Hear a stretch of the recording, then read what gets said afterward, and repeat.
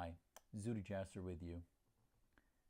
I hope and pray on this Memorial Day that you've been able to share some time with your loved ones, remembering that so many have given that ultimate sacrifice. So many of our sons and daughters were never able to return home from war, from conflict, from serving abroad, often even on our own soil in bases that have been attacked.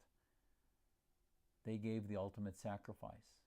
Their family never saw them again. They thought they'd be seeing them again after a deployment, after a period of service, but they never came back. They came back only to a funeral. They came back having given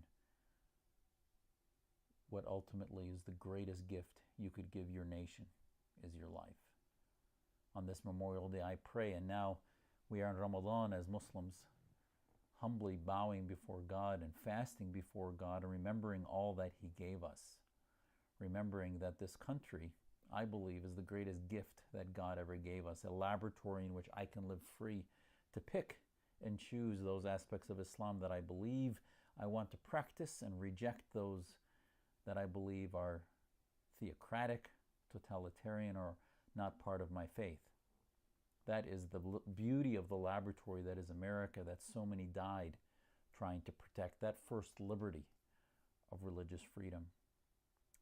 And for those of you who follow my work at the American Islamic Forum for Democracy, I remind you that at the core of this battle for freedom is being willing to give that ultimate sacrifice. It is not about us, about me. It is about them, about those who gave their life so that we may be free. And we remember them today. I thank them tonight as we'll break our fast and what is almost the 14th, 15th day of Ramadan. And I have to reflect on one thing. Every year I see some of the Islamists and what they say. Just yesterday, Dean Obeidullah, a so-called comic who we see on CNN and writes at the Daily Beast, put this, I think, offensive tweet and said, "This Memorial Day weekend, let's honor the men and women who bravely sacrificed their lives fighting to protect our nation's freedoms by resisting Trump's attack on our democracy.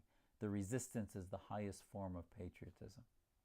You can see the appropriate responses he got from many Americans who were offended that he would invoke resistance in what is the ultimate sacrifice. Those who gave their lives for this country, knew no red or blue. They knew America. No partisanship, no declaration of political cause, but simply the protection of our constitutional rights and our freedom. The Islamists have no bounds in which they will exploit the moment of the day to bring forth their own supremacism and their own doctrine. And Dean Obeidullah has raised money for CARE, has raised money for a lot of Islamist causes, and ultimately never talks about Islamism, never talks about the incompatibility of theocracy with this great country's freedom and liberty. And speaking of CARE, the Islamists always can't seem to help themselves often on Memorial Day.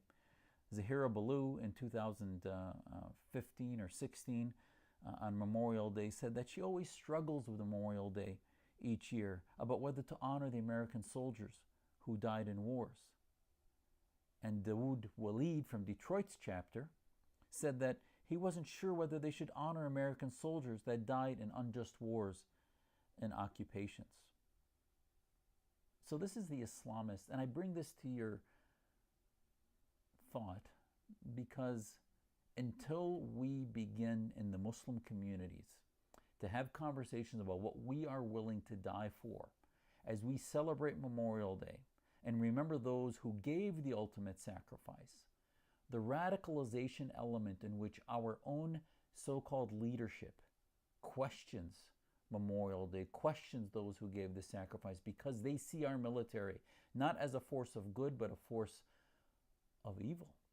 They see our military not as those who would die to protect other Americans, but for those who are simply militants. Those are Islamists who are radicalizing our youth.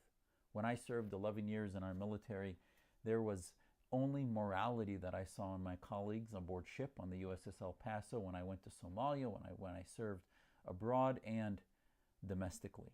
So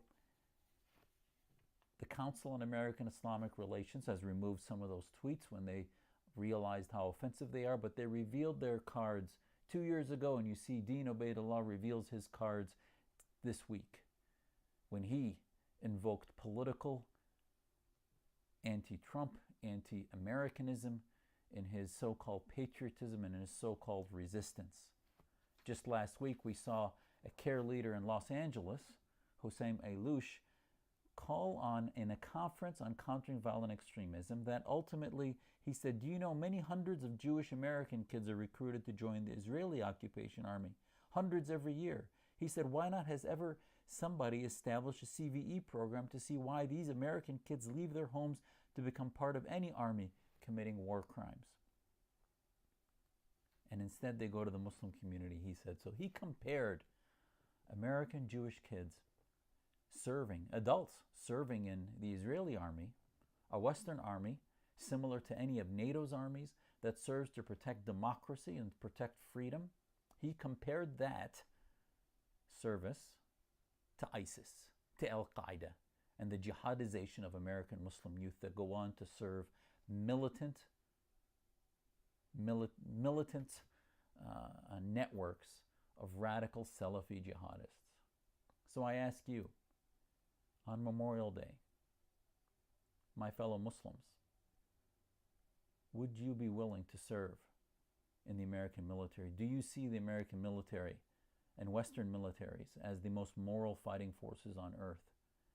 And do you see that until we raise our kids to want to give that ultimate sacrifice, that we will continue to be a part of the problem of radicalization than part of the solution? So I thank you, my fellow sons and daughters, my soldiers that gave that ultimate sacrifice that we can no longer see, and thank them personally. We thank you for your service, and we thank you for all that you've done to keep us free in the United States of America. God bless you, and God bless the United States of America.